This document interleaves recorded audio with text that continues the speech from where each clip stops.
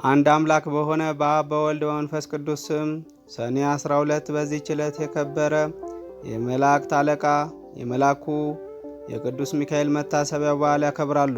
የሚያከብሩበትም ምክንያት እንዲህ ነው። እንድሪያ በምትባል ከተማ አክላኦባጥራ የተባለች ንግሥት የንጉሥ በጥሊሞስ ልጅ ዞዋል በሚባል ኮከብ ስም ያሰራችው ታላቅ ምኩራብ ነበረና በየዓመቱ ሰኔ በባተ በ12 ቀን በዚች ምኩራብ ሕዝቡ ሰብስቦ ታላቅ በዓል ያደርጉ ነበር። በዚያች ምኩራብ ውስጥ ዞዋል የሚሉት ታላቅ የናስ ጣዖት ነበረና በዓሉ በሚከበርበት ዕለት ብዙ ፍሪዳዎች ያርዱለት ነበር። አባ እለእስክንድሮስም እስከ ተሾመበት ዘመን ድረስ ለዚያ ጣዖት እንዲህ ሲያደርጉ ኖሩ። ይኸውም 300 ዓመተ ምህረት ተፈጽሞ በአራተኛው ምዕት ዓመት ነበር። አባ እለእስክንድሮስም በእስክንድሪያ ከተማ ሊቀ ጵጵስና በተሾመ ጊዜ ጻድቅ ቆስጦንጢኖስም በነገሰ ጊዜ የክርስትና ሃይማኖት ስለተስፋፋ ያቺን ጣዖት ሊሰብረው ወዶ ሳለ ጎስቋሎች ሰዎች ከለከሉት። እንዲህም አሉት፣ እኛ በዚህ ቦታ ይህንን በዓል ማክበር ለምደናል። እነሆ ከአንተ በፊት 18 ሊቃነ ጳጳሳት አልፈዋል። ይህንን ልማዳችንን አልለወጡብንም። አባ እለእስክንድሮስ ግን ገሰጻቸው፣ አስተማራቸው። ስህተታቸውንም በመግለጥ እንዲህ ብሎ አስተማራቸው። ይህ ጣዖት የማይጎዳና የማይጠቅም ነው። እርሱንም የሚያመልክ ሰይጣናትን ያመልካቸዋል። ምክሬንስ ብትሰሙ ቀድሞ እንደነበረ አድርጌ ይህንን በዓል እሰራላችኋለሁ። ይኸውም ጣዖቱን እንድንሰብረው ምኩራቡንም እንድንባርከውና በከበረ መልአክ በመላእክት አለቃ በቅዱስ ሚካኤል ስም ቤተ ክርስቲያን አድርገን እንድንሰይመው ነው። እኛ ይህንን ታላቅ በዓል እንሰራለን። የሚታረዱትንም ላሞችና በጎች ለድሆችና ለጦም አዳሪዎች ለችግረኞችም በከበረ መልአክ በቅዱስ ሚካኤል ስም ምግብ ይሁኑ። እርሱ በእግዚአብሔር ዘንድ ባለሟልነት ያለው ስለሆነ ስለ እኛ ይማልዳልና። ይህንንም ብሎ በበጎ ምክር አስወደዳቸው። እነርሱም ታዘዙለት። ከዚህ በኋላ ያንን ምኩራብ አድሰው በዚህ በከበረ መልአክ በቅዱስ ሚካኤል ስም ቤተ ክርስቲያን አደረጉ። በዚህች ዕለትም አከበሯት። እርሷ የታወቀች ናት። እስላሞች እስከነገሱበት ዘመን ኑራ ከዚያ በኋላ አፈረሷት። ይህም በዓል ተሰራ፣ እስከ ዛሬም ድረስ ጸንቶ ይኖራል። ዳግመኛም በዚህች ዕለት እግዚአብሔር የመላእክት አለቃ ቅዱስ ሚካኤልን በነገዱ ውስጥ በመላእክት ሁሉ ላይ በብዙ ክብር ሾመው። ይህም የከበረ መልአክ ክብር ይግባውና በጌታችን ፊት ስለ ሰው ልጆች ስለ ፍጥረትም ሁሉ ይለምናል ይማልዳልም። የዚህ የከበረ የመላእክት አለቃ የቅዱስ ሚካኤል ታምራቶቹ ብዙዎች ናቸው። ከእነዚህም አንዱ ይህ ነው። እግዚአብሔርን የሚፈራ አንድ ሰው ነበር። እርሱም የከበረ የሚካኤልን የበዓሉን መታሰቢያ በየወሩ በ12ኛው ቀን ይልቁንም በሰኔና በኅዳር ወር አብልጦ ያከብር ነበር። በጎረቤቱም ርኅራኄ የሌለው አንድ ባለጠጋ ሰው ነበር።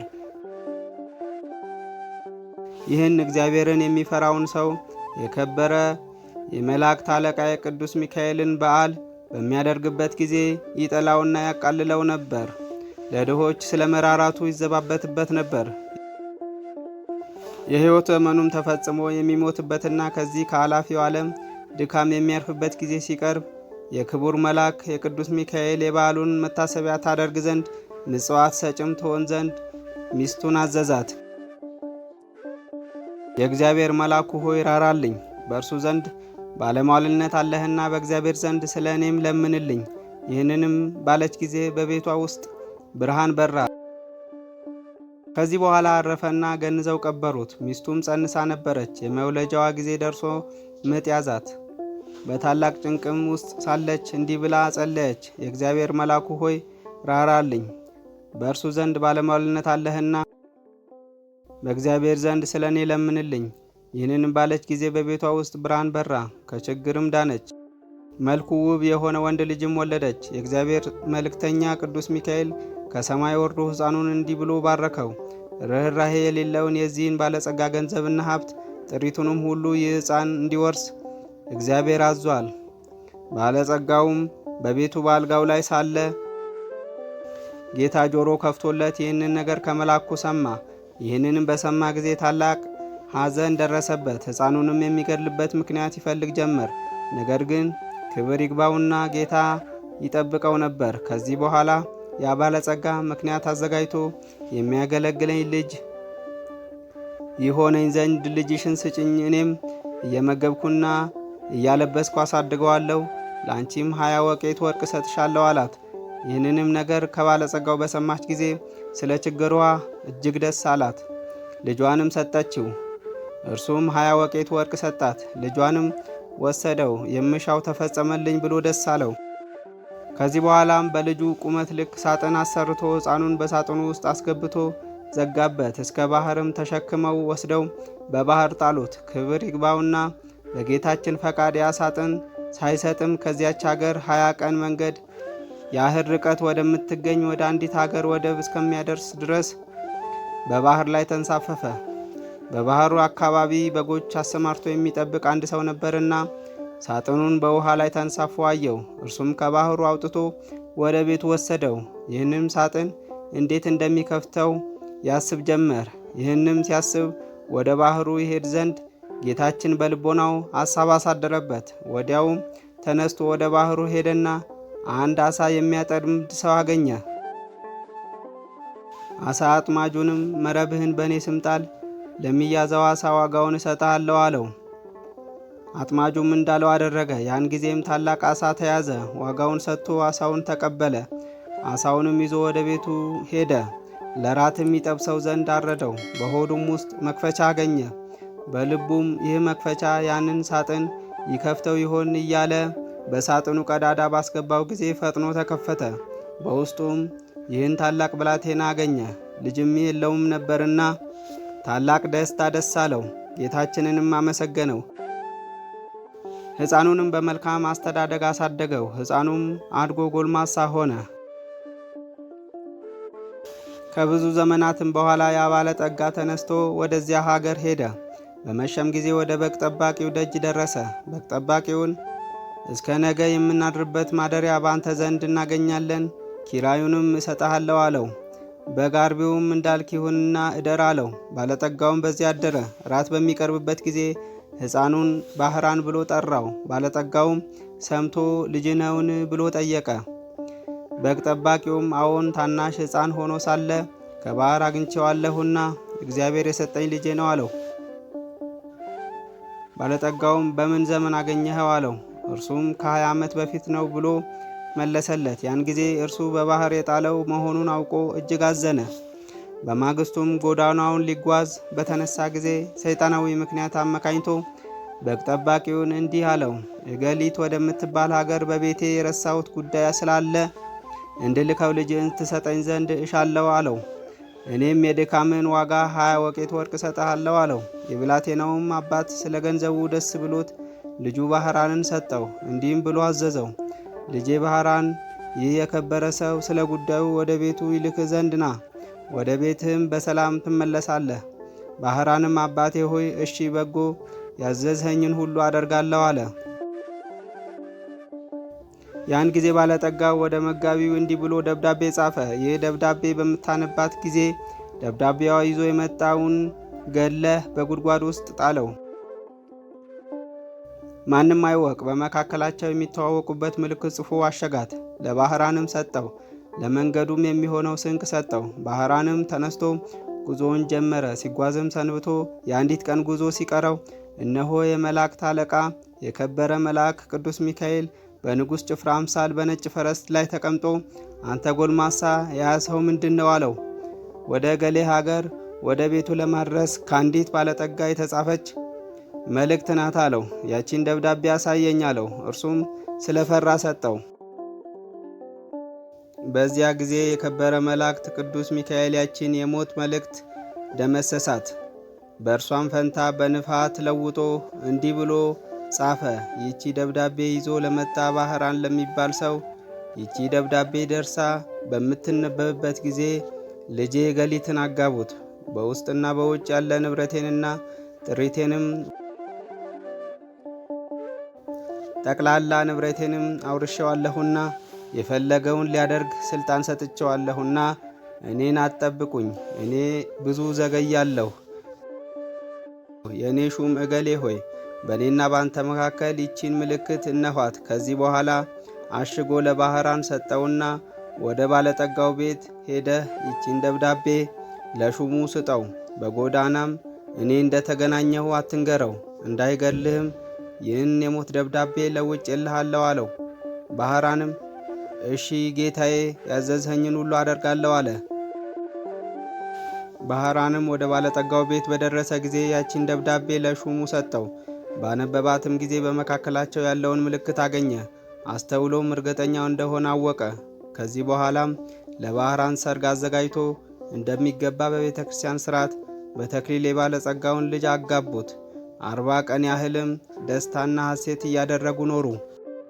ከዚህ በኋላ ባለጠጋው ከሄደበት መመለሻው ጊዜ ሆኖ በደስታ የሆነውን የመሰንቆና የእንዚራ ድምፅ ሰምቶ ይህ የምሰማው ምንድን ነው ብሎ ጠየቀ። እነርሱም ስሙ ባህራን ለተባለ የአንተን ደብዳቤ ላመጣ ጎልማሳ ልጅህን እገሊትን አጋቡት። እነሆ ለ40 ቀናት በሰርግ ላይ ነው። ገንዘብህንና ጥሪትህን ሁሉ ወንዶችና ሴቶች ባሮችህን አንተ እንዳዘዝክ ሰጥተውታል አሉት። ይህንንም በሰማ ጊዜ ደንግጦ ከፈረሱ ላይ ወድቆ በድንገት ሞተ። ባህራንም በጎ ሥራዎችን የሚሠራ ሆነ። የተገለጠለትና ከመገደል ያዳነው የመላእክት አለቃ የከበረ መልአክ ቅዱስ ሚካኤል እንደሆነ ሊገድለው የሚሻውን የባለጠጋውን ጥሪት ሁሉ ያወረሰው እርሱ እንደሆነ ተረዳ። የዚህንም የከበረ መላእክት የመላእክት አለቃ የቅዱስ ሚካኤልን መታሰቢያ በየወሩ ያደርግ ጀመር። ቤተ ክርስቲያንም ሰራለት። የቅዱስ ሚካኤልንም ስዕሉን አስሎ በቤተ ክርስቲያኑ ውስጥ አደረገው። ከእርሱም ብዙ ድንቆች ታምራቶች ተገለጡ። ባህራንም ቅስና ተሹሞ እስከ ዕለተ ሞቱ በዚያ ቤተ ክርስቲያን ውስጥ የሚያገለግል ሆኖ ኖረ። በዚህ በከበረ የመላእክት አለቃ ሚካኤል አማላጅነት ከእናቱና ከአባቱ ከልጆቹም ጋር የዘላለም ሕይወት ወረሰ። ምስጋና ይሁን ለአብ ወወልድ ወመንፈስ ቅዱስ አንድ አምላክ አሜን።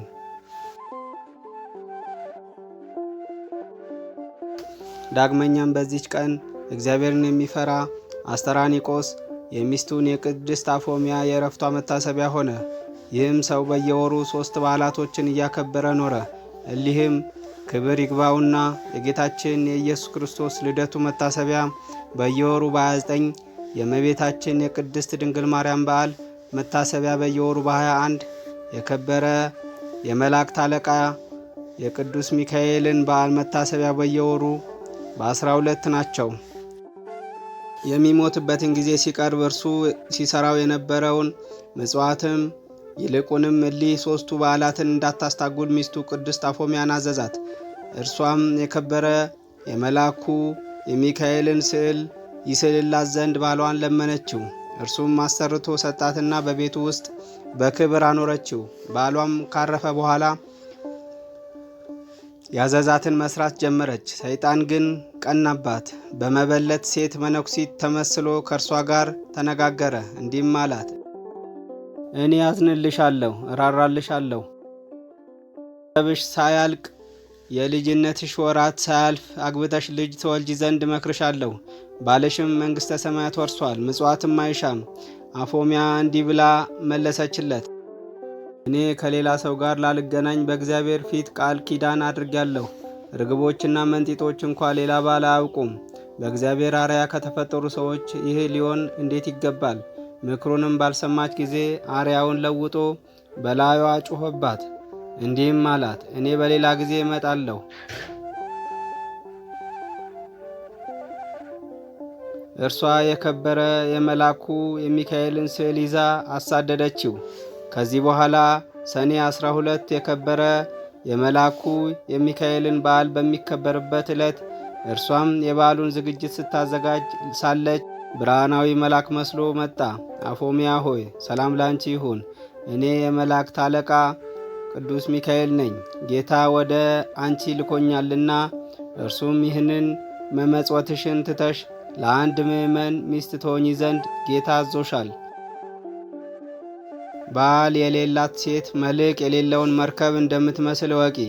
እንደ አብርሃምና ያዕቆብ እንደ ዳዊትም እንደ እነርሱ ያለ ብዙ ሴቶች እንዳገቡ እግዚአብሔርንም ደስ እንዳሰኙት ከብሉይ ኪዳን መጻሕፍት ጥቅሶች ያመጣላት ጀመር። ቅድስት አፎሚያም መልሳ አንተ የእግዚአብሔር መልአክ ከሆንክ የመስቀል ምልክት ካንተ ጋር ወዴት አለ? የንጉሥ ጭፍራ የሆነ ሁሉ የንጉሥም ማኅተም ሳይዝ ወደ ሌላ ቦታ አይሄድምና አለችው። ሰይጣንም ይህንን በሰማ ጊዜ መልኩ ተለወጠና አነቃት። እርሷም ወደ ከበረው መልአክ ወደ ቅዱስ ሚካኤል ጮኸች። ወዲያውንም ደርሶ አዳናት።